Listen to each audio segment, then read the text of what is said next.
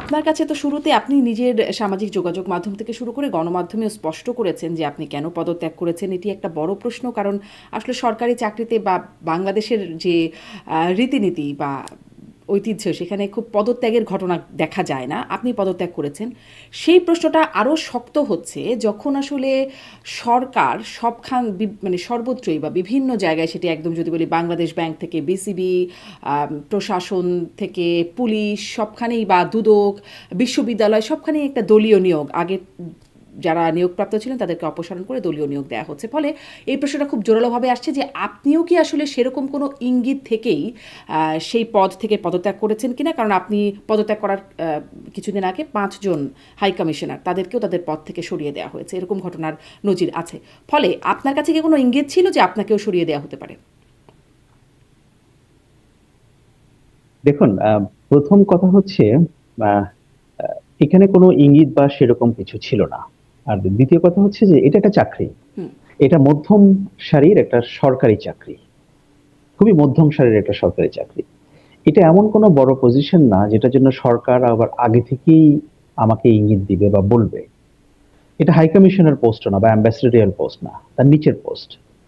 এবং আমি যে পোস্টে কাজ করতাম এটা একটা যুগ্ম সচিব পদমর্যাদার একটা পোস্ট। বাংলাদেশে আপনি বুঝতেই পারেন যে যুগ্ম সচিব পদমর্যাদার মনে হয় কয়েক হাজার ব্যক্তি থাকতে পারেন। হুম। সো আর ইটস হাই এ ভেরি কমিশনার মিড কি র্যাঙ্কিং। পদমর্যাদার একটু যদি জেনে নিই আর কি।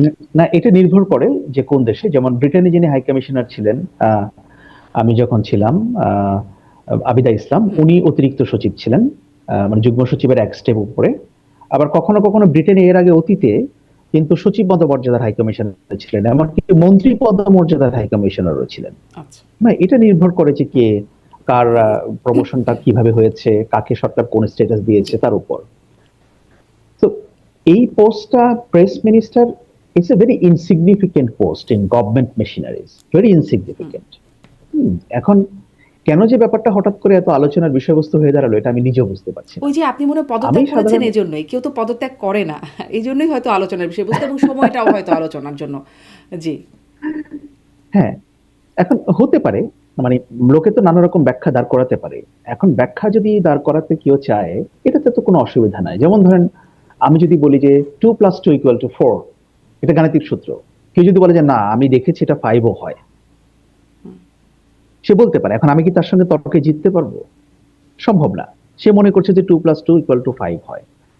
তো ইটস বেটার যে বাংলাদেশে সামাজিক যোগাযোগ মাধ্যমের বিস্তার, ডিজিটাল প্ল্যাটফর্মের উত্থান, সবকিছু মিলিয়ে মানুষ তো নানাভাবে তার মতামত প্রকাশ করে, নানা সন্দেহ পোষণ করে।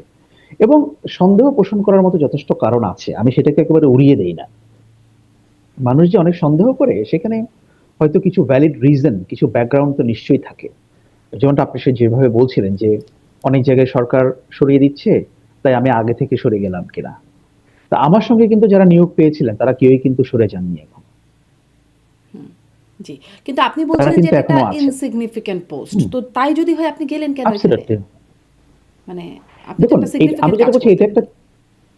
এটা একটা চাকরি, ইটস এ জব।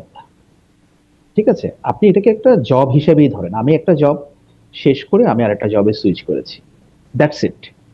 এটার মধ্যে আর অন্য কোনো বিষয় নাই। আমার কাছে মনে হয়েছিল আমি যখন বিবিসিতে ছিলাম, I was, around, it was around, I was completing around 20 years almost. 19 বছর 4 মাস বা 5 মাস আমি কাজ করেছি। তো আমি ভাবলাম যে ঠিক আছে, একটা প্রতিষ্ঠানে কাজ করে পুরো জীবন আমি কেটে যাবে, আর কোনো কিছু দেখবো না, বুঝবো না, জানবো না, শিখবো না। তো সেটা, ওই চিন্তা থেকে আমি ভাবলাম যে নতুন আরেকটা জায়গায় জি। কিন্তু আমি তাই যাই। বলে অগুরুত্বপূর্ণ কাজে যাওয়া? এন্ড না, অগুরুত্বপূর্ণ কাজটা তো আমি যাওয়ার পরে দেখলাম। যাওয়ার আই আগে আপনি কি ডিসকভার্ড বুঝে ইট। গিয়েছিলেন? মানে কেন যাচ্ছেন আপনি, আপনাকে কি আচ্ছা, করতে হবে, কি বুঝে গিয়েছিলেন? হ্যাঁ, আমি এটাকে, আপনি যে ভাষায় বলছেন যেটা অগুরুত্বপূর্ণ, কোট আনকোট, অগুরুত্বপূর্ণ আমি একটু হয়তো আমার বাংলা কাছে করলাম, মনে হতে পারে বা ইনসিগনিফিকেন্ট আরেকজনের বলছিলেন। কাছে। জি, সেটাকে হ্যাঁ, বাংলা করলাম। জি। হ্যাঁ, মানে বা অন্য অন্য ইয়েতে মনে হতে পারে। ধরেন আমি হয়তো, হ্যাঁ, ওই ওয়ার্ডটা ব্যবহার না করে আমি এটাকে একটু মানে আরেকটা শব্দ ব্যবহার করি, যে আমি আসলে ওইখানে কমফোর্টেবল না, আমার জন্য স্বস্তিদায়ক না। আমার ধারণা অগুরুত্বপূর্ণ না বলে স্বস্তিদায়ক ব্যাপারটা বললে ভালো হবে, না কমফোর্টেবল, আচ্ছা। এটা more suitable word to describe the whole situation, I guess. তো আমরা জানি যে সেখানে হাই কমিশন গুলোতে বা দূতাবাসগুলোতে কিছু পোস্ট আছে যেগুলো প্রেস রিলেটেড। যেমন ধরেন মিনিস্টার প্রেস, যেটাকে আমরা প্রেস মিনিস্টার বলি, হুম, এটা বাংলাদেশে 3টে জায়গায় আছে। এক হচ্ছে দিল্লি, লন্ডন এবং ওয়াশিংটন।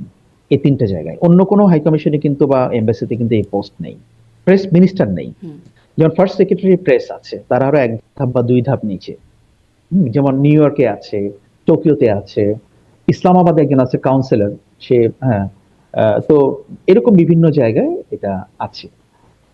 তো আমার কাছে যেটা মনে হয়েছিল যে আফটার 5th অফ অগাস্ট আমরা যেহেতু অনেক ক্ষেত্রে অনেক কিছু পরিবর্তনের কথা আমরা বলেছি, শুনেছি, হুম, বা হবে সম্ভাব্য এরকম একটা ধারণা করেছি।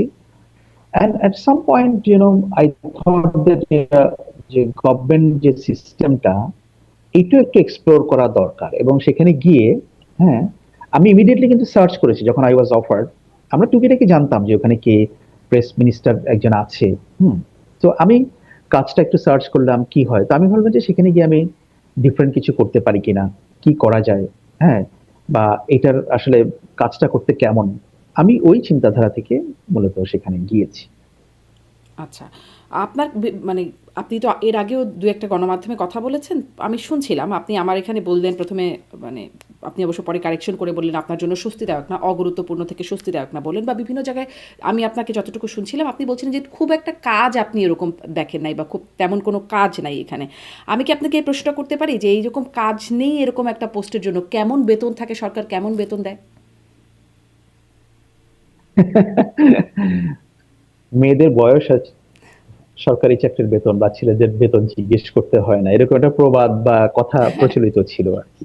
যাই হোক, এখন এটা আসলে যেহেতু এগুলো ব্যাপারটা সিক্রেটও না, বাট আমি ব্যক্তিগতভাবে যেহেতু একটা গভর্নমেন্ট জব করে এসেছি, আমি সেখানে অনেক কিছু আমার নিজের দিক থেকে আমি ডিসক্লোজ করতে পারি না। তো এটাও আমি করতে চাই না, না, কিন্তু অন্তত আমার মুখ সরকারি থেকে করতে চাকরিজীবী চাই না। ধরেন জয়েন্ট সেক্রেটারির বেতন কত হতে পারে, সচিবের বেতন কত হতে পারে, বিসিএস এ মানে এন্ট্রি পোস্টের বেতন কত হবে, এটা তো একটা মানে এটা তো একটা সিক্রেট হবার কথা না। আপনার বেতন না হ্যাঁ, বলে এই ওইটা জন্যই আমি আপনারা খুঁজে জিজ্ঞাসা নিন। করছিলাম। আপনার বেতন জিজ্ঞাসা না করে আমি জিজ্ঞাসা করছিলাম যে প্রেস মিনিস্টার পদের বেতন কেমন থাকে। ওটা আপনারা খোঁজ করে আপনারা জেনে নিন, সেটা আমি আমার মুখ দিয়ে বলতে চাই না। আচ্ছা, এইখানে কি মানে শুধু কি প্রেস মিনিস্টারের কাজটাই খুব বেশি কাজ নাই এরকম, নাকি আরও অনেক পোস্ট আছে যেখানে আসলে খুব বেশি কাজ নাই? আমি দেখছিলাম যে ওসমান হাদির হত্যাকাণ্ডের পর যখন অনেক আন্দোলন হচ্ছিল তখন শহীদ ওসমান হাদির ভাই ওমর হাদি তাকেও এরকম যুক্তরাজ্যে হাই কমিশনের দ্বিতীয় সচিব পদে সরকার নিয়োগ দিল। আহ, দুটো প্রশ্ন, তিনি আপনি থাকাকালীন জয়েন করেছিলেন কিনা এক, আর ওই রকম পদে যে কাউকে মানে কোনো ব্যাকগ্রাউন্ড বা যোগ্যতার কোনো বিশেষ লাগে না, যে কাউকে দিয়ে দেওয়া যায় এই পোস্টগুলো? আচ্ছা, এটার একটু ব্যাকগ্রাউন্ডটা বলি, let me put it in context, তাহলে আপনার বুঝতে সুবিধা হবে বা দর্শকদের বুঝতে সুবিধা হবে। ওসমান হাদির ভাইকে সম্ভবত বার্মিংহামে দেওয়া হয়েছিল, আমি যত জানি ওটা একটা অ্যাসিস্ট্যান্ট হাই কমিশন। মানে লন্ডনের, ইউকে তে যেটা হয়, লন্ডনে হচ্ছে হাই কমিশন, এর বাইরে অ্যাসিস্ট্যান্ট হাই কমিশন আছে ম্যানচেস্টার এবং বার্মিংহামে। ওসমান হাদির ভাইকে বার্মিংহামে সেকেন্ড সেক্রেটারির পদমর্যাদা একটা জব দেওয়া হয়েছিল। তো আমি যতদিন ছিলাম আমি যদি শুনেছি যে না, সে জয়েন করেনি, ততক্ষণ পর্যন্ত আমি ফিরে আসার আগ পর্যন্ত সে করেনি, আমি সেটাই জানতাম। এটা হচ্ছে একটা বিষয়। আর পলিটিক্যাল পজিশনের কথা, দেখুন, পলিটিক্যাল পজিশন এটা আমাদের সিভিল সার্ভিসের জন্য, এটা আমরা একটা বাংলায় কথা বলি না যে বিস্ফোরা, হুম, হুম, আমি ওই শব্দটাই ব্যবহার করতে চাই। কারণ বাংলাদেশের স্বাধীনতার পরে যখন এই ব্যাপারটাকে চালু করা হয়েছিল যে সরকারি চাকরিতে আপনার বাইরে থেকে চুক্তিভিত্তিক লোকনিয়োগ দিতে হবে, দেওয়া যাবে, ঠিক আছে, সরকারি বিভিন্ন পজিশনে। তো হাই কমিশন বা পররাষ্ট্র মন্ত্রণালয়ে কিন্তু এর ব্যতিক্রম না, সেখানেও দেওয়া হয়। ইনিশিয়াল আইডিয়া যেটা ছিল, আমি একটু বিভিন্ন জায়গায় খোঁজ খবর করে একটু অল্প পড়াশোনা করে জানতে পেরেছিলাম যে তৎকালীন সরকারগুলো ভেবেছিল যে প্রাইভেট সেক্টর থেকে বা অন্য জায়গা থেকে, যেমন ধরুন বিশ্ববিদ্যালয়ের শিক্ষক, হুম, সাংবাদিক, বিভিন্ন শ্রেণী পেশার লোকরা যদি সরকারি চাকরিতে একটা চুক্তিভিত্তিক আসেন, তারা তাদের নলেজটাকে এখানে কাজে লাগাতে পারবেন। এবং একই সঙ্গে যারা গভর্নমেন্ট জব করছেন তাদের সঙ্গে ওনাদের একটা ইন্টারাকশন হবে, সিস্টেমটা বুঝতে পারস্পরিক সহায়তা করবে। দ্যাট ওয়াজ দ্য আইডিয়া, হুম, তাই না? মানে অনেক ব্যক্তি আছে তারা হয়তো নর্মাল সিভিল সার্ভিসের জন্য তারা যেতে চান না, তারা অ্যাপ্লাই করতে চান না, বাট গভর্নমেন্ট তার এক্সপার্টিসটা নিতে চায়। রাষ্ট্র মনে করে যে ওনাকে আনলে পরে আমার একটা গভর্নমেন্ট সিস্টেমের সুবিধা হবে। আইডিয়াটা কিন্তু মন্দ না, it's a very good idea. হ্যাঁ, আপনি যে দেশে থাকেন আমেরিকায়, ওখানেও কিন্তু এই সিস্টেমটা চালু আছে বিভিন্ন জায়গায় বিভিন্ন ক্ষেত্রে। তো বাংলাদেশে এটা চালু ছিল। সমস্যা হচ্ছে ওভার দি ইয়ার্স আমাদের এই চুক্তিভিত্তিক নিয়োগগুলো অ্যাবসলিউটলি পলিটিক্যাল হয়ে দাঁড়িয়েছে। অর্থাৎ সরকারগুলো মনে করতো যে যে আমার বেশি অনুগত, যে অনেক বেশি রাজনীতি করবে, আমার তাকে এই জায়গায় একটা পুরস্কার দিতে হবে। হুম। তো প্রবলেমটা কিন্তু ওখানে, প্রবলেমটা কিন্তু চুক্তিভিত্তিক নিয়োগে বাইরে থেকে লোক আনা না। যেমন আপনি তো আমাকে যেটা বললেন যে ওইখানে আরো বাইরে থেকে যারা লোক হয়, আপনি খবর নিয়ে দেখবেন যে নিউ ইয়র্কে, ওয়াশিংটনে, লন্ডনে বা অন্যান্য মিশনগুলোতে কত বাইরের লোক, মানে চুক্তিভিত্তিক লোক নিয়োগ করতো। এই আমি শুনে এসেছি লন্ডন মিশনে, সেখানে বিগত সরকারের সময় কাজ করত, তাদের কয়েকজনকে পোস্ট করা হয়েছিল যাদের কোনো no work, nothing, nothing, no job, no task. তো এটা তো হচ্ছে, আমি এটা একটা এক্সাম্পল দিলাম, আমি সেখানে যেটা শুনেছি সেটা বললাম আর কি। তো এমনিতেই আমাদের সরকার হচ্ছে খুবই মাথা ভারী সরকার। আমাদের প্রশাসন বা রাষ্ট্র, যে আপনি দেখবেন যে অনেক অনেক সরকারি কর্মকর্তা কর্মচারী, কিন্তু আমাদের আদতে সার্ভিস ডেলিভারিটা কি? আমাদের যে পরিমাণ লোকবল আছে সে পরিমাণ আমরা সার্ভিস ডেলিভারি করছি কিনা, এই প্রশ্ন তো জনগণের দিক থেকে কিন্তু সবসময় আমরা তো থাকে, সবসময় তাই শুনি নয় কি? জনবল সংকটের কথা। সবসময় থাকে। আমরা তো শুনি শুধু জনবল সংকটের কথা।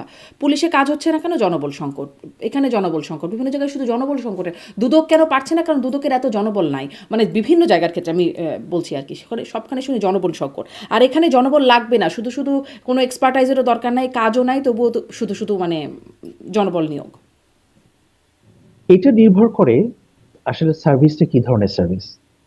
এমন অনেক সার্ভিস আছে যেগুলো খুবই পিপল ওরিয়েন্টেড, যেখানে আপনার লোকের অনেক প্রয়োজন আছে। যেমন ধরেন বাংলাদেশে পুলিশের সংকট আছে, এটাতে কোনো তো সন্দেহ নাই। কারণ পুলিশ হচ্ছে ডে টু ডে অ্যাফেয়ার্স, তারা ডিল করে। আপনার বাসায় একটা সমস্যা, আপনার রাস্তাঘাটের সমস্যা, আপনি পুলিশ কল করছেন। আরেক জায়গায় একটা সমস্যা, সে পুলিশ কল করছে, তাই না? আপনি সিভিল সার্ভিসের বিভিন্ন জায়গায় এটা নির্ভর করবে যে জায়গাটা কোনটা। কিন্তু আমার কাছে মনে হয়েছে যে এই 1 বছর সরকারি চাকরি করে যে আমাদের এখানে একটা রিভিউ করা দরকার, রিভিজিট করা দরকার আমাদের সরকারি চাকরির বিভিন্ন ডিপার্টমেন্টগুলোতে, যে আমাদের কি পরিমাণ লোকের আমাদের প্রয়োজন এবং আমরা আসলে কি করতে চাই। যেমন আপনি দেখবেন বাংলাদেশের অনেক জায়গা আছে যে কি সচিবের একজন থাকবে পিএস, একজন সচিব তার একজন পিএস, সে পিএস এর আবার একজন এপিএস, এপিএস এর একজন আবার সহকারী একান্ত সচিব, সেই সহকারী একান্ত সচিবের আবার একজন ব্যক্তিগত সচিব, আলটিমেটলি কাজের লোক একজন। This is the system how it works, আমি বলছি আর কি। এখন এটা হচ্ছে যে কোন একটা পার্টিকুলার গভর্নমেন্টের বিষয় না, এটাকে আপনি কিভাবে রিভাইজড এন্ড রিভিজিট করবেন, এটা আমাদের টোটাল রাষ্ট্র ব্যবস্থাটাকে আমাদের মানে অন্যভাবে চিন্তা করতে হবে। এটা হচ্ছে আমার অভিজ্ঞতা আর কি। কিন্তু এগেইন আমি বলছি যে সব জায়গায় কিন্তু একই অবস্থা না, কোথাও ম্যান পাওয়ার বেশি আছে বলে আমার মনে হয়, কোথাও আসলেই কম আছে, সেই ব্যালেন্সটা করতে হবে। জি, মানে ডক্টর ইউনূস সরকারের সময় যখন আসলে আপনারাও নিয়োগপ্রাপ্ত হলেন, তখন শুনলাম সব সংস্কার হবে। এইরকম প্রবলেম যে হচ্ছে, এই সংস্কারের ব্যাপারে তো শুনলামও না। এটা যদি একটু আপনি বলেন, সেটা শুনতে আগ্রহী হব। এবং সাথে সাথে আপনি যে বললেন যে বিস্ফোরা, এই প্রাইজ পোস্টিং করা, পলিটিক্যাল পোস্টিং করা, এটা একটা বিস্ফোরা হিসেবে আপনি আখ্যায়িত করছিলেন। আপনি আসলে কিসের পুরস্কার পেলেন? কিসের জন্য আপনাকে এই প্রাইজ পোস্টিংটা করা হলো? শুনেন, আমি যদি এখন বলি যে আমাকে কোনো কিছুর জন্য করা হয়নি, এটা আপনিও বিশ্বাস করবেন না, দর্শকরাও বিশ্বাস করবে না। আমি একটা কথা সবসময় বলি যে ধর্মের কল বাতাসে নড়ে, এটা প্রবাদ আছে না, এটা আমি বিশ্বাস করি।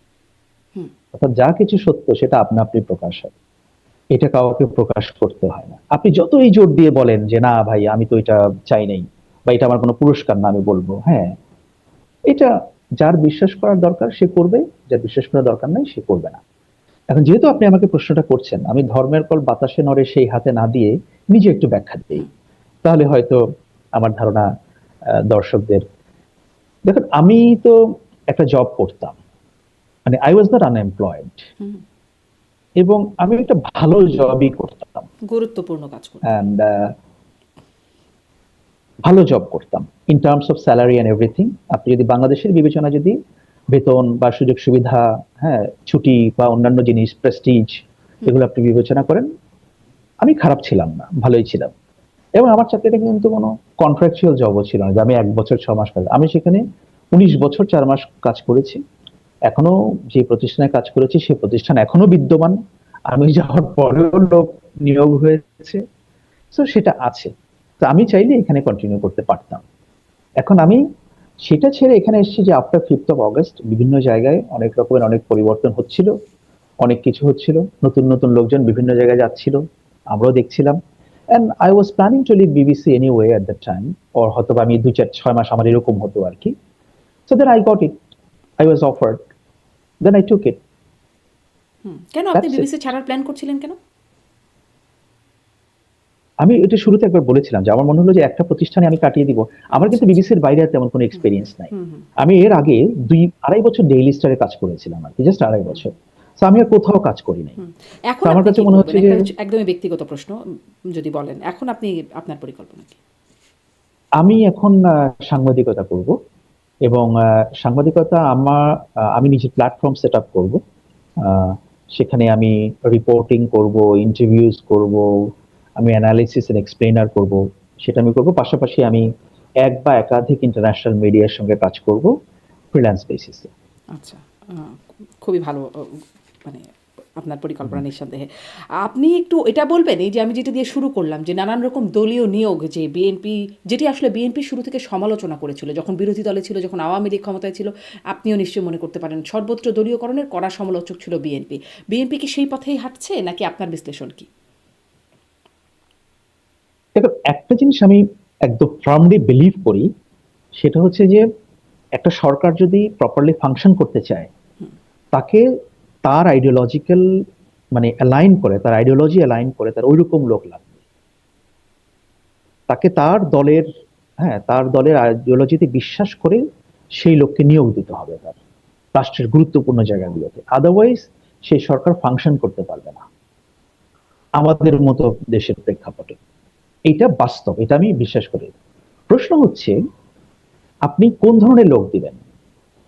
XYZ পলিটিক্যাল পার্টি, আপনি যেটা বলেন বিএনপি, আওয়ামী লীগ, হেন তেন, আরো যা যা কিছু বলেন, এই দলগুলোতে কি কোয়ালিফাইড লোক আছে না? অবশ্যই আছে। তারা কোয়ালিফাইড লোক নিয়োগ বিএনপি দিয়েছে না? অবশ্যই দিয়েছে। কিন্তু এর ভিড়ও দেখবে যে অনেক নন কোয়ালিফাইড লোকজন জায়গায় করে নিয়েছে। That is the problem. আপনি আপনার দলের লোকই দেন, কোনো অসুবিধা নেই, কিন্তু আপনার দলের যোগ্য লোকটাকে আপনি দিবেন, যে যার একাডেমিক ব্যাকগ্রাউন্ড ভালো, যার প্রফেশনাল এক্সেলেন্স আমি ভালো, এই যে প্রশ্নটা আমি এই স্কিলড। প্রশ্নটা করি, এর আগেও করেছি এই প্রশ্নটা, মানে বিএনপির নেতাদের সাথে যখন কথা হয়েছে বা বিভিন্ন জনের সাথে কথা হয়েছে, আমি প্রশ্নটা করি যে তাহলে ধরেন যারা বিএনপি এতদিন আওয়ামী লীগ করেছে, আওয়ামী লীগের পোস্টিং পেয়েছে, বিএনপি করেছে বা ডক্টর ইউনূস সরকার সময় যারা জামাত করেছে তাদেরও অনেক ভালো ভালো পোস্টিং হয়েছে বলে আমরা জেনেছি, বা বিএনপিরও হয়েছে, এখন তো পুরোপুরি বিএনপির দলীয় পোস্টিং হচ্ছে। তাহলে যারা আসলে একদম কোনো দল করে না, দলের সাথে সম্পৃক্ততা নেই, তারা কি গুরুত্বপূর্ণ পদগুলোতে যেতে পারবে না? আপনি যদি চুক্তিভিত্তিক বাইরে থেকে আসেন তাহলে সেটা যাওয়াটা খুব কঠিন।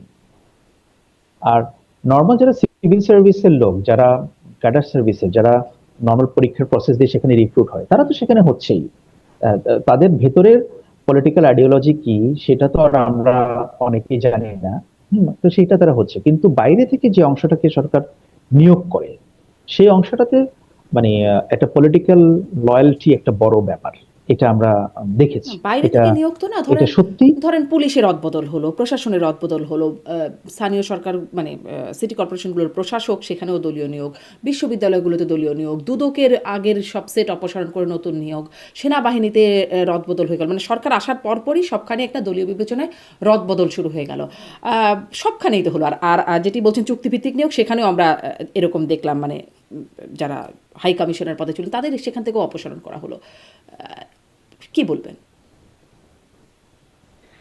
দেখো, এইটার জবাব আমি দিতে পারবো না, because I am not a spokes person to the government. না, আমি আসলে হ্যাঁ, এটার জবাব চাইছি না। এটা আমি আমার বলছি জন্য দেওয়া বিএনপি কি কঠিন। ওই একই পথে হাঁটছে? হ্যাঁ, একই পথে হাঁটছে। আমি শুরুতেই বললাম যে যে কোনো পলিটিক্যাল গভর্নমেন্টের জন্য দিস ইজ দ্য চয়েস, তারা এটাই করতে চাইবে, এটা তাহলে তারা কি আওয়ামী করবে। লীগের ওই সময় আমি বরং সমালোচনাটা বলছি ভুল যে ছিল? সেটা মানে আওয়ামী লীগকে নিয়ে যে সমালোচনা, সে সর্বোচ্চ না। দলীয় লোকজন দিচ্ছে তারা। শুনেন, আমি যেটা বলছি যে আমার পার্সপেক্টিভটা, আমি বলছি যে দলীয় লোক দেওয়াটা সমস্যা না, কিন্তু আপনার দলের ভিতর থেকে কোয়ালিফাইড লোকটাকে দেবেন। আপনার দল করে যেগুলো বড় দল, তাদের তো অসংখ্য লোকজন থাকে না, বিভিন্ন সেক্টরের লোকজন থাকে। আপনি দেখবেন যে যারা প্রকৃত অর্থে মানে করাপ্ট না, বা যাদের প্রফেশনাল এক্সেলেন্স ভালো, একাডেমিক ব্যাকগ্রাউন্ড ভালো, এরকম লোকজন কিন্তু কম আসে। আসে না তা না, কিন্তু তারা পেছনে পড়ে যায়। কারণ যেই লোকটা ধরেন X Y Z political party করে, তার যদি আত্মসম্মান থাকে, বা সে যদি মনে করে সে কিন্তু তার কারো কাছে কোনো কিছু চাইবে না, তাকে খুঁজে বের করতে হবে, তাকে খুঁজে বের করতে হবে, দল তাকে খুঁজে বের করে যে আমার অমুককে দরকার। আপনি হয়তো প্রেসিডেন্ট জিয়াউর রহমানের উদাহরণগুলো দেখবেন যে উনি যখন পলিটিক্সে আসলেন, সরকার নিয়ে নিলেন, উনি কিন্তু খুঁজে খুঁজে লোক বের করেছিলেন। উনি আবু হানা মুস্তফা কামালকে খুঁজে বের করেছিলেন, সৈয়দ আলী হাসানকেও নিয়েছিলেন।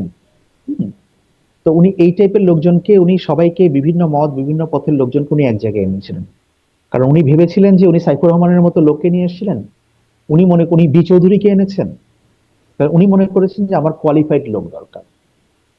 আমার যতটা না, কারণ তখন তো আসলে বিএনপির পলিটিক্যাল আইডিওলজি ওইভাবে গড়ে ওঠে নাই যে যতটা না আমার আইডিওলজিক্যাল ব্যাপার স্যাপার দরকার, তার চেয়ে আমার বেশি কোয়ালিফাইড লোক দরকার রাষ্ট্র পরিচালনার জন্য।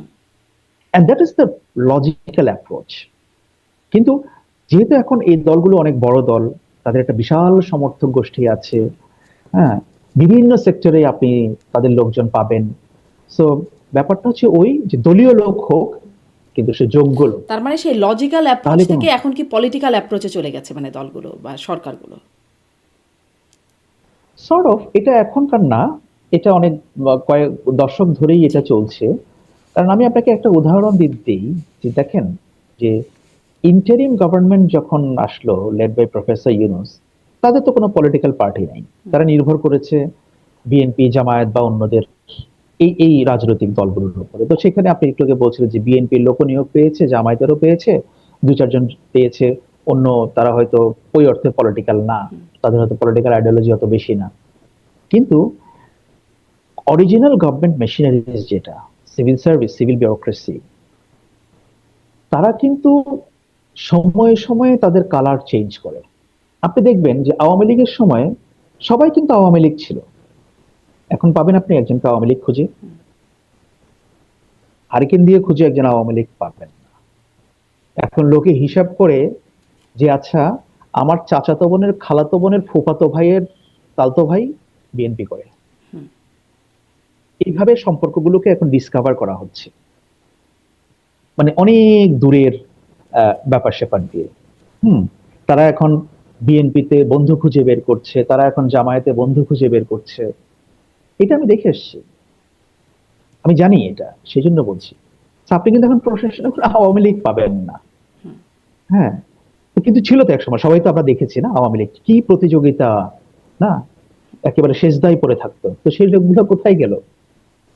মানে তো যারা সাডেনলি আগে দেখবেন কার যে চেয়ে কে বেশি আওয়ামী লীগ সেটা প্রমাণে ব্যস্ত ছিল, এখন কার চেয়ে কে বেশি বিএনপি অ্যাবসলিউটলি, সেরকম একটা প্রমাণে ব্যস্ত। জি। মানে অ্যাবসলিউটলি, একই রকম ধারা অ্যাবসলিউটলি। বহাল আছে বলে বলছেন হ্যাঁ, আপনি। এবং উম, তার, হ্যাঁ, হ্যাঁ, আমি আরেকটা একটু আমি আরেকটা শেষ জিনিস করেন। বলবো। জি, আমি হ্যাঁ, আরেকটা প্রশ্ন যাবো। জি। হ্যাঁ, এবং যখন সময় পরিবর্তন হয়, কালার পরিবর্তন হতে কিন্তু চেঞ্জ, মানে সময় লাগে না। আপনার যেই মুহূর্তে দেখলো যে প্রফেসর ইউনূস অ্যাডামেন্ট হয়ে গেলেন যে ইলেকশন ডিক্লেয়ার করে দিলেন, সেই মুহূর্তে কার্যত ইন্টারিম গভর্নমেন্ট প্রশাসনের উপর তার কর্তৃত্ব হারিয়ে ফেললো। কারণ প্রশাসন বুঝলো যে না, এরা আর থাকছে না। So this is how it works. তাহলে প্রশাসনে যারা কাজ করে তারা গিরগিটির মতো রং বদলাতে পারে বা বদলায়। আমি শব্দটা মানে একেবারে আপনি যেভাবে চাচা ছোলা ব্যবহার করলেন, আমি হয়তো অতটা চাচা ছোলা করবো না, বাট আমি যা বললাম এখান থেকে আপনি একটা সামারাইজ করতে জি, পারেন। জি। আপনার আপনি যেটি বলেছেন যে কাজ আপনার সেখানে তেমন নাই। আবারও একটু আপনার কাছে যাই, প্রেস মিনিস্টার পদে। কিন্তু তারপরেও আমি শুনছিলাম আপনি বলছেন যে বিদেশি মানে সাংবাদিক বা প্রবাসী যারা সাংবাদিক তাদের সাথে আপনাকে কথা বলতে হয়েছে বিভিন্ন বিষয়। আপনি নির্বাচন ইত্যাদি বিষয়ে কথা বলেছেন। আসলে আপনি কি বলেছেন? নির্বাচন, বাংলাদেশের নির্বাচন নিয়ে আপনি কি বলেছেন? ডক্টর ইউনূসও যে নির্বাচন আয়োজন করলো আপনাকে সে সম্পর্কে বলতে হয়েছে, কি বলতেন? তারা কি জিজ্ঞাসা করতো আর আপনি কি বলতেন? না, এটা হচ্ছে মূলত আন্ডারস্ট্যান্ডিং বাংলাদেশ, যে আপনি জানেন যে এই নির্বাচন কভার করার জন্য বা ইভেন অভ্যুত্থান পরবর্তী সময়ে বাংলাদেশকে নিয়ে ওয়েস্টার্ন মিডিয়ার ব্যাপক আগ্রহ ছিল না, প্রতিনিয়ত তারা বিভিন্ন রকমের নিউজ এন্ড স্টোরিজ তারা করেছে। তো আমার যেটা ছিল যে যখন আমি তাদের সঙ্গে মিট করতাম যে এই ইলেকশনটা আমাদের জন্য কেন ইম্পর্টেন্ট, এবং এই ইলেকশনের আসলে প্রস এন্ড কনস গুলো কি, ক্যালকুলেশন গুলো কেমন, এখানে বাংলাদেশে অভ্যুত্থান পরবর্তী সময়ের রাজনীতির দিকগুলো কেমন, সেটা কতটা পরিবর্তিত হয়েছে, কোন দিকে ঝুঁকেছে, কি ধরনের সেখানে চেঞ্জ আসতেছে বা সম্ভাব্য, আমি তখনকার কথা বলছি, বা আসতে পারে। তো এইসব বিষয় নিয়ে মূলত তাদের সঙ্গে কথা হতো। তো আমি অনেকের সঙ্গে পার্সোনালি মিট করতাম, আহ, আরো, এবং ওনাদের তো ব্যক্তিগত, ওনাদের আবার কিছু ওর যখন বাংলাদেশ নিয়ে তারা অনেক কিছু রিপোর্ট করতেন, তখন ওনারা হয়তো কোনো একটা কমেন্ট, কোনো একটা ইন্টারভিউজ, কোনো একটা, হ্যাঁ, কাউকে কানেক্ট করিয়ে দেওয়া, এই বিষয়গুলো ওনারা জানতে চেতেন। But that was not an day to day affair, এই যে নট আপনি এভরিডে। আন্ডারস্ট্যান্ডিং বাংলাদেশ এই বিষয়ে মানে এর জন্য আপনি কথা বলতেন, তো ধরেন বা নির্বাচন প্রসঙ্গে যখন ডক্টর ইউনুস লন্ডনে গিয়ে চ্যাথাম হাউসে বলে আসলেন যে বাংলাদেশের মানুষ তো আসলে টাকার বিনিময়ে ভোট দেয়, তারা উচ্চ কক্ষ নিম্ন কক্ষ এত কিছু বোঝে না, মানে এই বিষয়টা আপনি কিভাবে ব্যাখ্যা করেছিলেন যে আসলে আমাদের নির্বাচনের অবস্থা, আমাদের মানুষের এই অবস্থা? আপনি কি এই জন্য কোনো প্রশ্নের সম্মুখীন হয়েছেন? না, আমাকে এই ব্যাপারে কেউ কখনো জিজ্ঞেস করেনি। হ্যাঁ, জি। আপনি কারণ এটার এটা আমি এটার এই আমি এই এটার ধরনের জন্য কোনো, আপনার কি কোনো ব্যাখ্যা আছে যে ডক্টর ইউনুস চ্যাথাম হাউসে গিয়ে কথা বলে আসলেন যে আমাদের দেশের মানুষের টাকার বিনিময়ে ভোট দেয়? এখন এটা হয়তো ওনার আন্ডারস্ট্যান্ডিং, উনি বলেছেন। হ্যাঁ, উনি হয়তো উনি বিষয়টাকে এইভাবে দেখেছেন। হ্যাঁ, এটার মধ্যে কিছু সত্য আছে। হ্যাঁ, হয়তোবা হয়তোবা পুরো কিছু কিছু ফ্যাক্টও আছে, কিছু ফ্যাক্ট নাই, এরকমও হতে পারে। কিছু উনি যেটা সত্য তো বুঝেছেন কিছু সত্য বা তো ওনার থাকেই, আমরা দেখেছিও বিভিন্ন হয়তো সময়। থাকতে হবে। হ্যাঁ, কিন্তু সেটি হ্যাঁ, যখন বিদেশি মানে চ্যাথাম হাউসের মতো একটা জায়গায় দেশি বিদেশি সাংবাদিক মানুষ অনেকে আছেন, বিশ্লেষক আছেন, তাদের সামনে বললে আসলে এটার ইম্প্যাক্টটা কেমন হয় বা হয়েছিল? এটার কোনো ইম্প্যাক্ট হয়নি। এটার কোনো ইম্প্যাক্ট আমি নেই। কোনো ইম্প্যাক্ট দেখিনি। আমি কোনো, I never faced any question from anyone, never. আচ্ছা, একটা কোয়েশ্চেন ডক্টর আমি ইউনূসও যাদের বিদেশি সঙ্গে মিট গণমাধ্যমে করেছি, যখন সাক্ষাৎকার দিতেন তখন তিনিই মুখোমুখি হতেন যে আওয়ামী লীগ যে নির্বাচনে অংশগ্রহণ করতে পারে না, আওয়ামী লীগ নিষিদ্ধের বিষয়টাতে। এটা নিয়ে আপনি কোনো ব্যাখ্যা দিতে হয়েছে বা ব্যাখ্যা দিয়েছেন? না, আমার তো আসলে ব্যাখ্যাটা ওরকম না। এটার ব্যাখ্যাগুলো তো ডিপ্লোম্যাটিক ব্যাখ্যা। সেখানে হাই কমিশনার বা ডিপ্লোম্যাটিক উইং যারা আছে তারা বিভিন্ন ফোরামে যেতেন, স্পেশালি হাই কমিশনার। হ্যাঁ, আমার তো আর সেই রোল ছিল না। মানে আমি তো কোনো ডিপ্লোম্যাটিক ফোরামে গিয়ে আমি সেটা করতাম না, বা এটা আমার দায়িত্বের মধ্যেও ছিল না। মানে আমার পোস্টটা তো ফুললি ডিপ্লোম্যাটিক পোস্ট ছিল না। আমার ইন্টারাকশনটা ছিল মোরলেস মিডিয়ার সঙ্গে, মানে স্পেশাল অন মিডিয়ার সঙ্গে আর কি। কারণ সেখানে আপনি জানেন যে যেহেতু আমি একটা ব্রিটিশ বেসড একটা মিডিয়াতে কাজ করেছি দীর্ঘ সময়, আমার কিছু পরিচিত লোকজন সেখানে আছে, তাদের আবার বন্ধু বান্ধবরা আছে বিভিন্ন জায়গায়। তো এইভাবে একটা কানেকশন আর কি। হ্যাঁ, তারা আমাকে বিভিন্ন জায়গায় নিয়ে যেতেন, আমার পুরনো সহকর্মীরা আছেন সেখানে। হ্যাঁ, তো সেই সূত্রে আমি অনেকের সঙ্গে মিট করতাম। অনেকের সঙ্গে আমার নতুন ভাবে পরিচয় হয়েছে, কারোর সঙ্গে আমার পুরনো ভাবে পরিচিত ছিল, তারা আবার আমাকে অন্য আরেকজনের সঙ্গে পরিচয় করে দিয়েছে।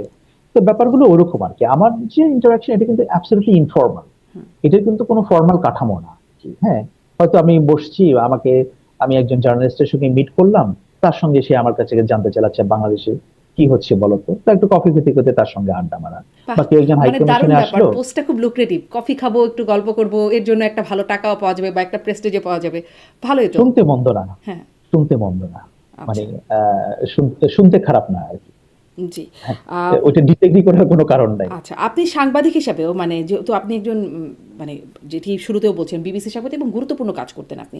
আপনার নিজস্ব বিশ্লেষণ আছে। এটির জন্য আসলে এই যে আওয়ামী লীগকে নির্বাচন করতে দেয়া হলো না, এটির জন্য আন্তর্জাতিকভাবে এটির ইম্প্যাক্টটা কেমন হয়েছে? মানে এটি নিয়ে কথাবার্তা কেমন হয়েছে? আ বিদেশি সাংবাদিক বলি বা আন্তর্জাতিক মহল এটিকে কিভাবে দেখেছে? আপনার কি বিশ্লেষণ? না, ইন্টারন্যাশনাল মিডিয়াতে এই প্রশ্নটা করেছে। হুম, মানে তারা তো যে আওয়ামী লীগ নির্বাচনে নেই, এই প্রশ্নটা এটা যে কেউই করবে। হুম, যে প্রশ্নটা কেউ করেনি এই কথা বললে তো এটা ভুল বলা হবে। অবশ্যই বলেছে। এখন সেই বলার প্রেক্ষাপটে এগুলোকে এক্সপ্লেইনও করা, যারা জানতে চেয়েছে, হ্যাঁ, যে কোন প্রেক্ষাপটে কিভাবে আওয়ামী লীগকে তাদের অ্যাক্টিভিটিকে নিষিদ্ধ করা হয়েছে। হুম। তো এইগুলোকে ব্যাখ্যা করা হয়েছে। তারা অনেক ক্ষেত্রে কনভিন্সড হয়েছে, হয়তো কোনো কোনো ক্ষেত্রে তারা আরো ফার্দার কোয়েরি করেছে। হয়তো মানে, কারণ অবভিয়াসলি দেখেন, আমি যেহেতু মানে সরকারি জব করতাম, তারা জানে যে এই দিস ইজ সরকার, এটা গভর্নমেন্ট ভার্সন, এর বাইরেও আরো ভার্সন আছে। আপনার ভার্সনটা কি? আপনি ঠিক না? একজন বিশ্লেষক, আপনি নিজেও একজন সাংবাদিক, সেখান থেকে আপনার ভার্সনটা, এখন তো আর সরকারি চাকরি করছেন না। কোন বিষয়ে? মানে এই যে আওয়ামী লীগকে নিষিদ্ধ করে, মানে তার রাজনৈতিক কর্মকাণ্ড নিষিদ্ধ করে তাকে যে নির্বাচন করতে দেওয়া হলো না দলটিকে।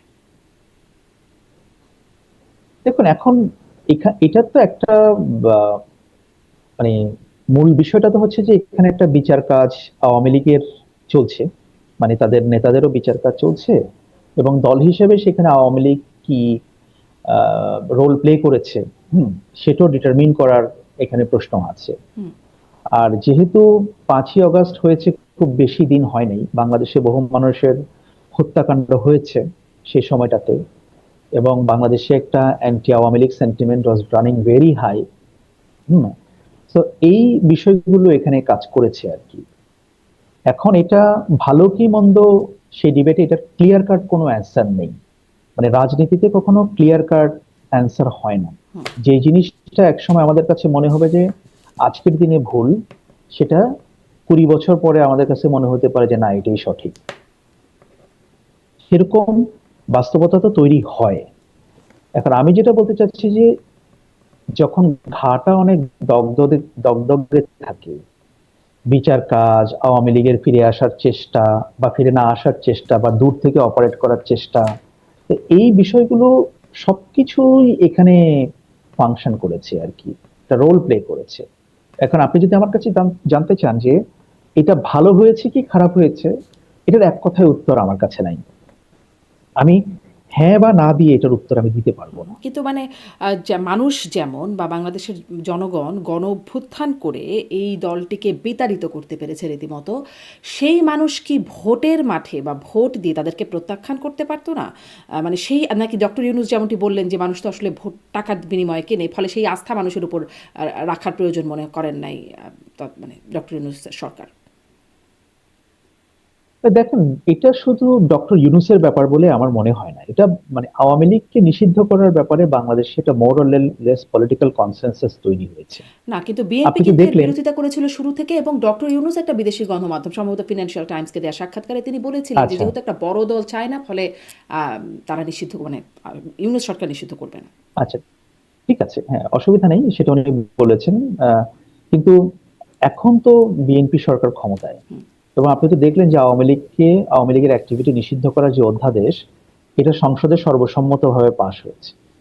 অলমোস্ট 300-র মধ্যে 300 মনে হয় ভোট দিয়েছেন, না দুজন দেননি বা ওনারা মনে অ্যাবস্টেইন করেছেন, whatever, এটা ওই দুজনের ব্যাপারটা জানি না। সো এখানে আওয়ামী লীগ এর নিষিদ্ধ করার ব্যাপারে, অ্যাক্টিভিটি নিষিদ্ধ করার ব্যাপারে বিএনপি এবং Jamaat and other political parties, small political parties, এখানে অনেকেই মানে more or less they are agreed, এবং এটা কিন্তু এখন সংসদে পাশ হয়ে গেছে। এটা কিন্তু এখন আর নির্বাহী আদেশের কোনো বিষয় না, এবং সেই অধ্যাদেশটাকে এই সরকার আইনে পরিণত করেছে সংসদের মাধ্যমে, এটাকে ভ্যালিডিটি দিয়েছে। তো এখানে বোঝা যাচ্ছে যে একটা পলিটিক্যাল কনসেনসাস আছে আওয়ামী লীগকে নিষিদ্ধ করার ব্যাপারে। এখন পরবর্তীতে কি হবে, কোনো একটা সময়ে আওয়ামী লীগ রাজনীতিতে ব্যাক করার কোনো সম্ভাবনা তৈরি হবে কিনা, বা হয়তো হবেই, বা হয়তো হবে না, আরো সময় লাগবে, এটা আসলে সময়ের উপরেই ছেড়ে দিতে হবে। And আমি কিন্তু অলওয়েজ একটা কথা বলি যে politics is a thing which is not static, not in, at least বাংলাদেশে না আর কি।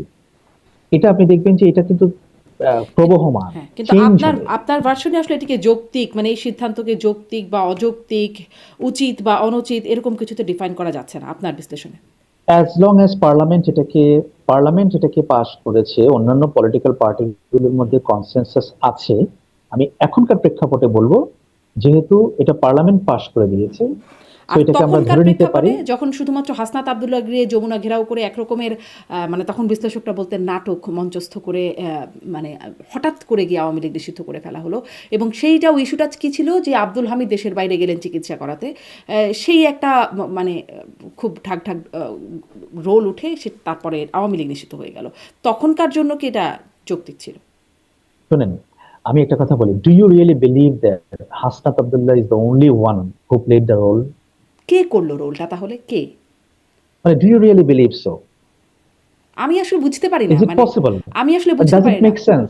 জি, মানে শুরু আমি থেকে does doctor it Yunus really make বললেন যে সেন্স? আমরা এটা করব না, সাক্ষাৎকার দিয়ে একদম প্রকাশ্যে বলে দিলেন আমরা করব না, আমরা এটা করার পক্ষে না, যেহেতু দলগুলো চায় না, এরকমটা বললেন। তারপরে তো আমরা শুধু হাসনাত আব্দুল্লাহর নেতৃত্বে কয়েকজনকে দেখলাম যমুনা ঘেরাও করতে, তাদেরকে ঠান্ডা পানি দেওয়া হলো বা তাদের জন্য বিশেষ ব্যবস্থা করা হলো, যেখানে শিক্ষকদেরকে গরম পানি দেওয়া হয়, প্রতিহত করা হয়, সেখানে তাদেরকে বিশেষ আদর আপ্যায়ন করে তাদেরকে আন্দোলনটা করতে দেওয়া হলো, এবং তারপরে আন্দোলনের ফলাফল আওয়ামী লীগ নিষিদ্ধ, আওয়ামী লীগের কর্মকাণ্ড নিষিদ্ধ। শারমিন, আমি বুঝতে পেরেছি আপনার প্রশ্নটা, বাট আমার কাছে যেটা মনে হয় শারমিন, যে মানে sometimes we try to oversimplify a political situation which is still very complex.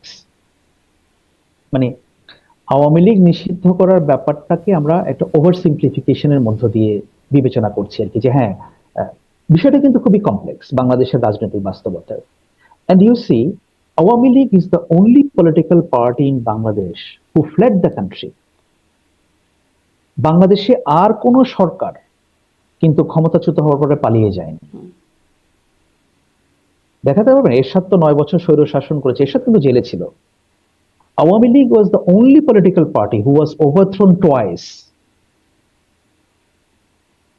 একবার 75-এ, সেটা ভালো হয়েছে কি মন্দ হয়েছে সেটা অন্য হিসাব, কিন্তু দে ওয়ার ওভারথ্রোন। এবং আবার 2024-এ অন্য কোনো পলিটিক্যাল পার্টির ক্ষেত্রে কিন্তু এটা হয় নাই। তারা এই ওভারথ্রোন ব্যাপারটা তাদের ক্ষেত্রে এইভাবে ঘটে নাই। সো 5ই আগস্ট পর্যন্ত, ইভেন 5ই আগস্ট সকাল পর্যন্ত আমরা কিন্তু জানতাম না যে এইভাবে হরে ধরে সব আওয়ামী লীগ পালিয়ে ইন্ডিয়া চলে যাবে। আপনি জানতেন? নিশ্চয়ই না। আমরা জানতাম না। আমাদের একটা ধারণা ছিল যে এখানে একটা কনসেনসাস হয়তো হবে, মানে এই government definitely they will step down, এরপরে হয়তো একটা ইন্টারিম গভর্নমেন্ট ফর্ম হবে, সেটা বুঝতেই পারছিলাম। হ্যাঁ, হয়তো একটা ইলেকশন হবে, একটু কিছু পুলিশ কর্মকর্তা বা পলিটিক্যাল লেভেলে যাদের ছিল তাদেরকে হয়তো বিচারের কাঠগড়ায় দাঁড়ানো হতে পারে, কিন্তু একটা ইউনিয়ন পরিষদের চেয়ারম্যান পর্যন্ত পালিয়ে যাবে যারা আওয়ামী লীগ করে, এইটা কি আমরা ভেবেছিলাম? তো এই পরিস্থিতি কে তৈরি করেছে? তারা কেন চলে গেল? তাদেরকে তো কেউ বের করে দেয়নি। কিন্তু যেভাবে ওই ওই মুহূর্তে, ঠিক দিয়েছে। ওই মুহূর্তে যেভাবে তাদেরকে আসলে একদম মারধর, বাড়িঘর জ্বালানো ইত্যাদি কাহিনী শুরু হয়ে গিয়েছিল, ফলে তারা কি করতো? তারা তো দেশে থাকতে পারতো, পারতো কি দেশে তো আসলে? থাকতে পারতো, কেন পারতো না? মানে অনেককে যেভাবে টেনে হিচড়ে মারধরের ঘটনা দেখলাম, তাতে কি আসলে আচ্ছা, তাদের আর যদি, সাহস হতো? হ্যাঁ, কারণ আওয়ামী লীগ তো দাবি করে যে তাদের একটা সাবস্টেনশিয়াল নাম্বার অফ পাবলিক সাপোর্ট তাদের আছে, দে ক্লেম। যদি তাদের ক্লেম সত্যি হয়, আমি আমি তাদেরকে বলছি, তাদের ক্লেম যদি সত্যি হয় তাহলে দে শুড হ্যাভ স্টেট, তারা থাকতে পারতো। আর যেহেতু তারা থাকতে পারে না, তার মানে তাদের সেই সমর্থন নাই। তো যেই পলিটিক্যাল পার্টি দেশে থাকার সাহস করে না, because they think they don't have public support, তারা ইন্ডিয়া থেকে যত কথাই বলুক, তাদের যদি পাবলিক সাপোর্ট থাকতো তারা বাংলাদেশে এসে কথা বলতো। আজকে আসক্ত দেখে আওয়ামী লীগের লোকজন যে না আমরা এখন তো চলে যাবো, নিষিদ্ধ, জেলে আসবে থাকবে, কি করে?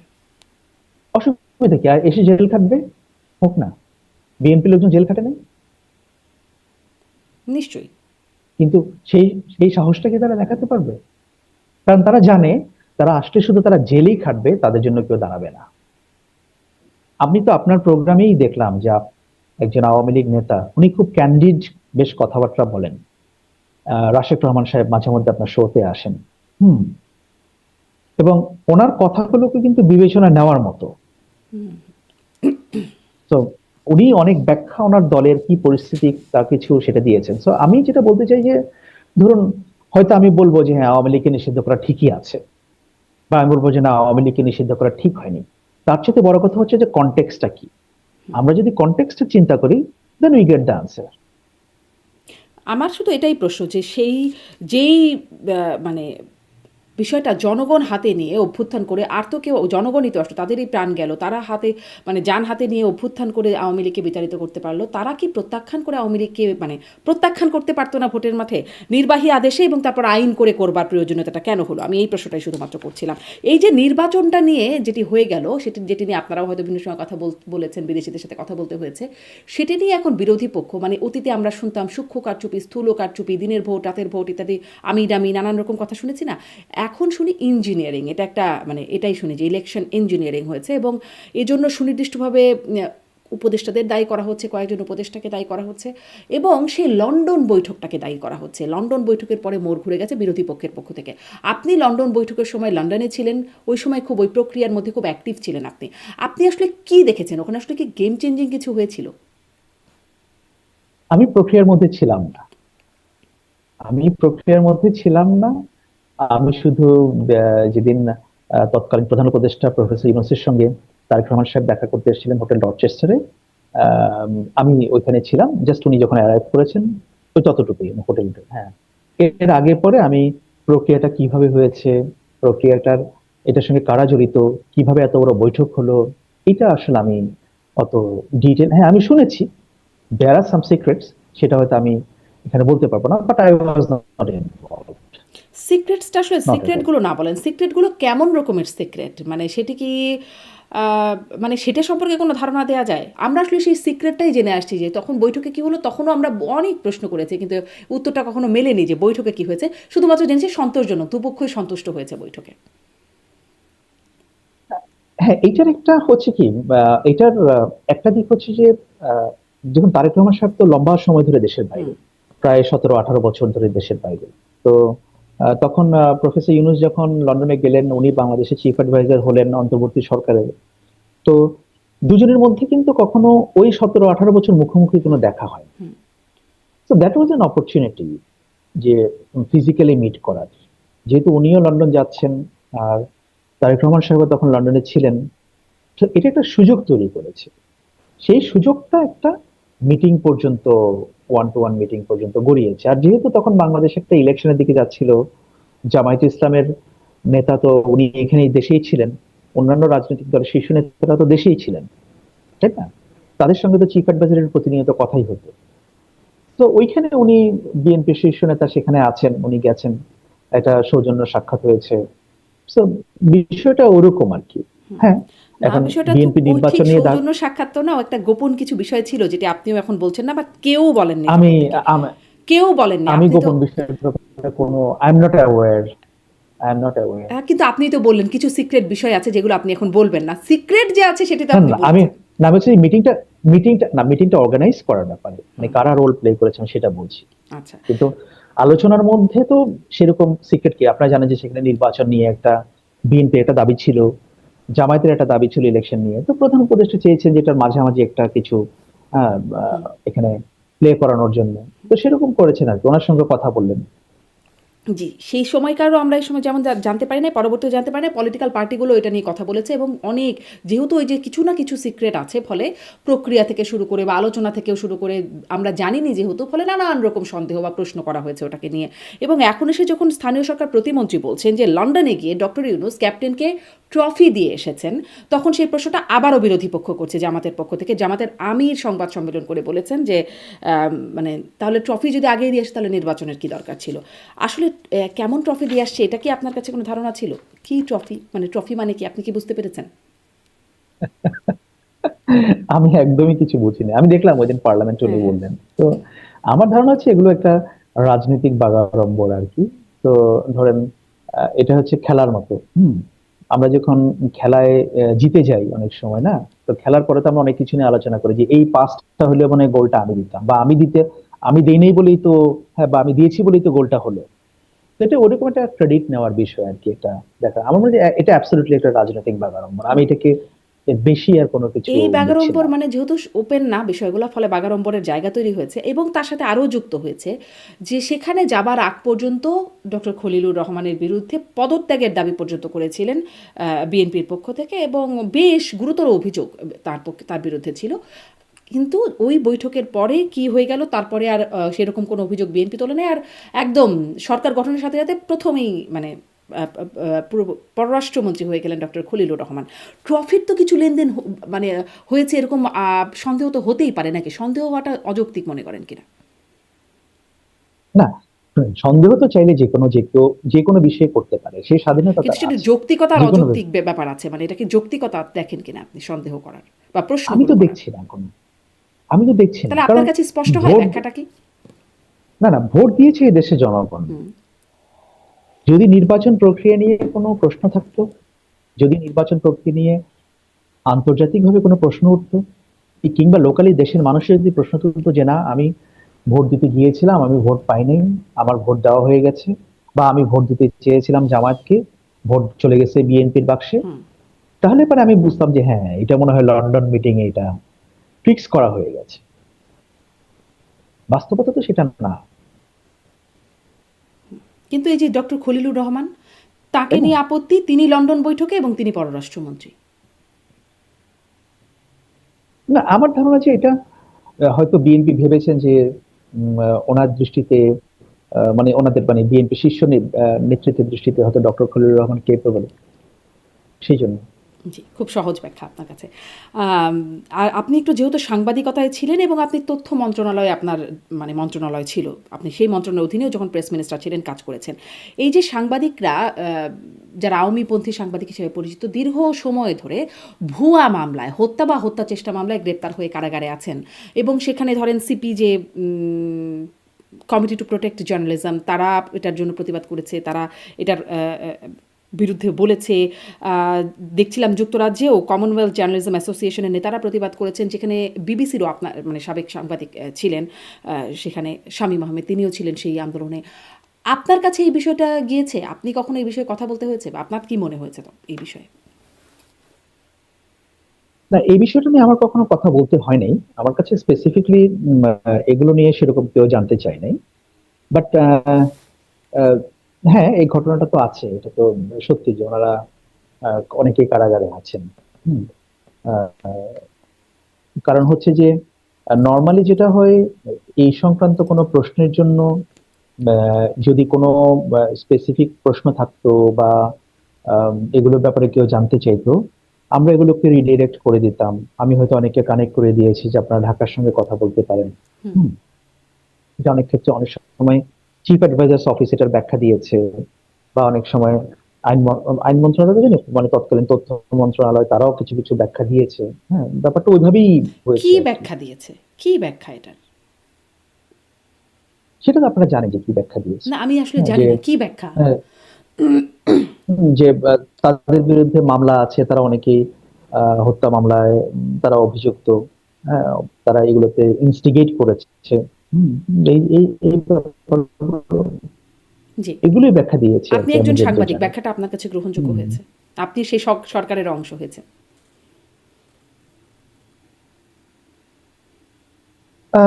না, ব্যাখ্যাগুলো আমার কাছে গ্রহণযোগ্য না, টু ভেরি অনেস্ট। আমার কাছে, কারণ আমার কাছে মনে হয় যে আহ, একজন সাংবাদিক, সে যদি সত্যি কি সে হত্যা করেছে কাউকে, যদি তার বিরুদ্ধে স্পেসিফিক অ্যালিগেশন না থাকে, তাহলে এই ধরনের অ্যালিগেশন দিয়ে কাউকে আটকে রাখাটা এটা যুক্তিসঙ্গত না। আমি আপনাকে একটা উদাহরণ দেই। সেটা হচ্ছে যে রোয়ান্ডাতে যখন 1994 সম্ভবত জেনোসাইড হলো, তাই না, হুটু এবং টুটসিদের মধ্যে, তখন যে রোয়ান্ডার এই জেনোসাইডের জন্য যে ট্রাইব্যুনাল গঠন করা হলো বিচারে, সেই বিচারে কিন্তু একজন রেডিও অ্যানাউন্সার, হু ওয়াজ এ জার্নালিস্ট বা রেডিও প্রেজেন্টার, তার কিন্তু সাজা হয়েছিল। হুম। তার সাজা কেন হয়েছিল ইন্টারন্যাশনাল ট্রাইব্যুনালে? কারণ সে গণহত্যায় তৎকালীন উস্কে দিত। এখন উস্কে দেওয়ার ধরনটা কি ছিল? আপনি দেখবেন যে সে বলতো যে মাইনরিটিদেরকে ককরোচ, হুম। হুম, তাদেরকে এরকম সে ককরোচ বলতো, এবং নানাভাবে তাদেরকে হেয় প্রতিপন্ন করতো। হুম, যেগুলো হয়তো যারা মেজরিটি তাদেরকে আরো উস্কে দিত আর কি। তো এখন আহ, মানে বাংলাদেশে যেহেতু জুলাই আগস্টে হত্যা মামলায় অনেকগুলো হত্যাকাণ্ড ঘটেছে, সেই হত্যায় কারা যদি কেউ যদি উস্কানি দিয়ে থাকে, বা কারো কথাবার্তায়, কারো আচার আচরণে, কারো অ্যাক্টিভিটিতে সেগুলো যদি আহ, মানে স্পেসিফিক অ্যালিগেশন থেকে থাকে, তাহলে এগুলো আমি মনে করি যে এগুলো খুব দ্রুতই এগুলো তদন্ত হওয়া উচিত ছিল।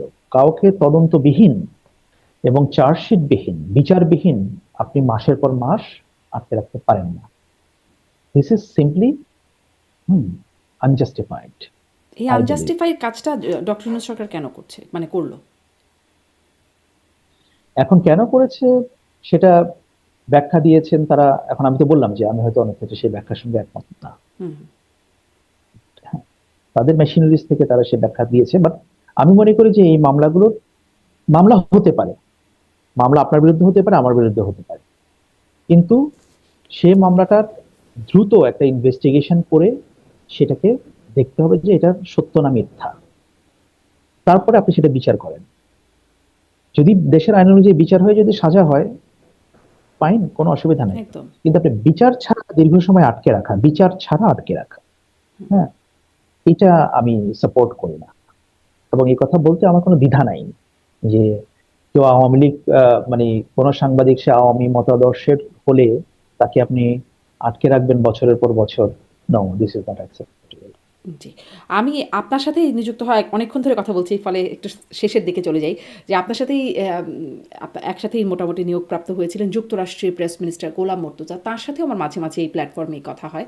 তিনি আমাকে বলেছিলেন যে পররাষ্ট্র উপদেষ্টা তৌহিদ হোসেন, তিনি তাকে খুব অ্যাক্টিভ বা সক্রিয় দেখেন না, তিনি অনেকটা নিষ্ক্রিয়ই থাকতেন। আপনার কি মনে হয়েছে? বাট আমার সঙ্গে তো আসলে পররাষ্ট্র উপদেষ্টা সেভাবে ডিল করতে হতো না। হুম, হুম। তো আহ, আমি তো মোটামুটি ওখানে পোস্টেড হয়ে যাওয়ার পরে আমার লাইন ম্যানেজার ছিলেন হাই কমিশনার। হুম, কিন্তু আমি যতটুকু দেখেছি বা জেনেছি, হ্যাঁ ঠিক আছে, পররাষ্ট্র উপদেষ্টা যখন কখনো কখনো উনি নিষ্ক্রিয় ছিলেন, ট্রু, কিন্তু এটা কেন ছিলেন বা সেটার কারণটা কি, হ্যাঁ, আমি ঠিক এটা বলতে পারবো না। যেমন কিন্তু একটা হ্যাঁ, একটা কি আমাদের বলতে পারবেন যে কোথায় কখনো কখনো নিষ্ক্রিয় ছিলেন? একটা উল্লেখযোগ্য। যেমন আমরা অতীতে যেখানে যেখানে দেখেছি যে হেড অফ দ্য স্টেট যখন কোনো সফরে যান, সেখানে কিন্তু নর্মালি পররাষ্ট্র মন্ত্রী কিন্তু তাকে অ্যাকম্পানি করেন, হুম, হুম, থাকেন কিন্তু নর্মালি, তাই না? আমরা তো অতীতেও দেখেছি। হুম, আহ, তো এখন আমরা দেখছি যে চিফ অ্যাডভাইজার যত জায়গায় দেশের বাইরে গিয়েছিলেন, তখন পররাষ্ট্র উপদেষ্টা কিন্তু অধিকাংশ জায়গায় নাই, ইভেন তিনি লন্ডনেও যান। হুম। তো এগুলো নিয়ে কিছু প্রশ্ন ছিল যে তিনি কেন আসছেন না বা তিনি কেন থাকেন না। নানাকে তাকে এখন নেওয়া এটা দুই হয় না। রকম ব্যাখ্যা হতে পারে। হ্যাঁ। হ্যাঁ, এখন এটা দুই রকম ব্যাখ্যা হতে পারে। এক হতে পারে যে আচ্ছা ঠিক আছে, এত লোক গিয়ে কি করব, যেখানে ন্যাশনাল সিকিউরিটি অ্যাডভাইজার যাচ্ছেন, উনিও তো পররাষ্ট্র মন্ত্রণালয়টা হ্যাঁ কিছুটা দেখছেন। তারপরে চিফ অ্যাডভাইজার অফিস যাচ্ছে সেখানে, সো এখানে আমার রোল কি? সেখানে তো হাই কমিশন বা এমবাসি গুলো আছে, তারা রোল প্লে করছে। আবার চাইলে আপনি এটাকে অন্যভাবে ব্যাখ্যা করতে পারেন যে হ্যাঁ, এক্সাম্পল তো হচ্ছে যে ফরেন মিনিস্টার যায়, তাহলে উনি যাচ্ছেন না কেন? হুম। দুরকমই প্রশ্ন করার সুযোগ এই আছে। আপনার আপনি যখন কাজ করেছেন তখন তথ্য উপদেষ্টা ছিলেন, মানে তথ্য উপদেষ্টা তো অনেক পরিবর্তন হলো। নাহিদ ইসলাম ছিলেন, তারপর মাহফুজ আলম হয়েছেন, তারপর সৈয়দা রিজওয়ানা হাসান হয়েছেন। আপনার তাদের সম্পর্কে, আপনার মানে মন্ত্রীদের সম্পর্কে মূল্যায়ন কি ছিল? আমার সঙ্গে আহ, নাহিদ ইসলামের দেখা হয়েছিল একবার, মাহফুজ আলমের সঙ্গে আমার দেখা হয়েছিল দুইবার, আর সৈয়দ রেজওয়ান হাসানের সঙ্গে আমার কখনো দেখা হয়নি।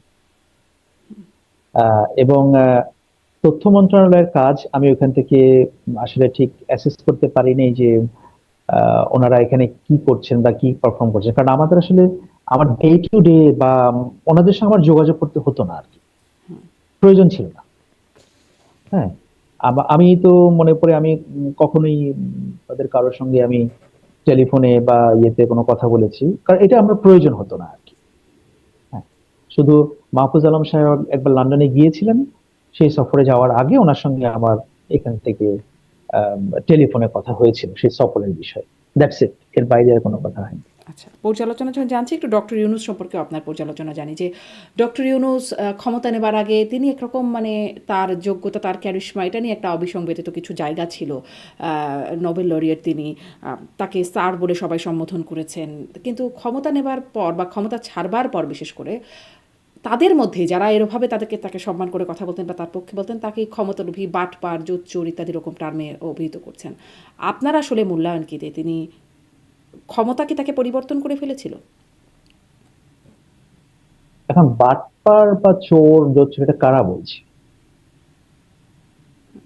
আপনি এটা তো হ্যাঁ, ওনার সঙ্গে যারা কাজ করেছেন ওনারা কি বলছেন? না বা ধরেন এটা কি বড় পলিটিক্যাল না পার্টিগুলো লিডারশিপের বিশ্লেষকরা বলছেন থেকে যারা আগে আসছে? তার সম্পর্কে ওরকম মতামত দিতেন যে তিনি একজন এখন নোবেল laureate। জি।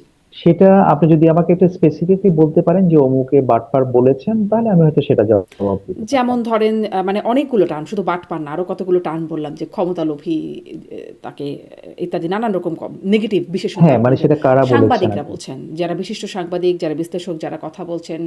না, সাংবাদিক তো একটা ব্রডার টার্ম। আপনি যদি আমাকে স্পেসিফিক আরো যে অমুক স্পেসিফিক ভাবে সাংবাদিক যদি বলি, বলেছেন এই আনিস এক আলমগীর দুই তিন। বলছেন, মাসুদ কামাল, এম এ আজিজ, ওনাদের মুখ থেকে এরকম প্রায় শোনা যাচ্ছে। হ্যাঁ, আমি অবশ্য এই এই নামগুলো এক্সপেক্ট করছিলাম, সেই জন্য।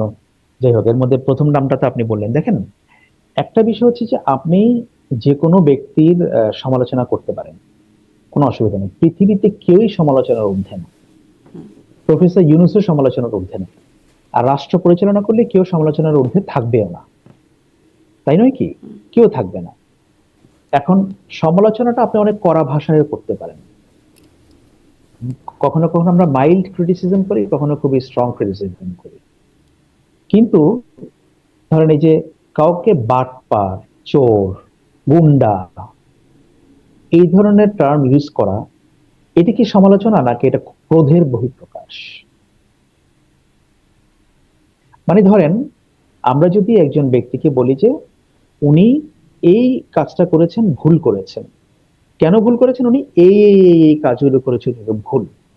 তা আমি সেই কাজগুলো যদি তাকে বলি যে উনি ভুল করেছেন, তাহলে লোকে বুঝবে যে তিনি ভুল করেছেন। আর যদি আমরা তাকে বলি যে না, এ তো বিরাট বাটপার, এই যে শব্দগুলো, এগুলো যারা ব্যবহার করেন এটা তাদের স্ট্যান্ডার্ডকে নির্দেশ করে। আর তারা ব্যক্তি জীবনে কি, সেটা রিফ্লেকশনটা তাদের কথায় প্রকাশিত হয়। জি। কারণ এই যে তিনি বলতে পারছেন না যে, বা বলছেন আরেকজনকে বাটপার, হ্যাঁ, এই শব্দগুলোকে নিয়ে আসেন। তো মানে তাদের সম্পর্কে আর কি বলার আছে? জি, আপনার বিশ্লেষণ স্পষ্ট। শেষ প্রশ্ন, জুলাই সনদ গণভোট আপনি রায় সমালোচনা করেন, হ্যাঁ, কোনো কোনো জি। একদম শেষ প্রশ্ন, জুলাই সনদ গণভোট হ্যাঁ, এর রায় প্লিজ বাস্তবায়নে বলুন। জামাতে ইসলামী এখন রাজপথে আন্দোলনে নেমেছে। জামাতের আমির বলছেন দীর্ঘমেয়াদী আন্দোলনের মানে একটা ইঙ্গিত তিনি দিয়েছেন।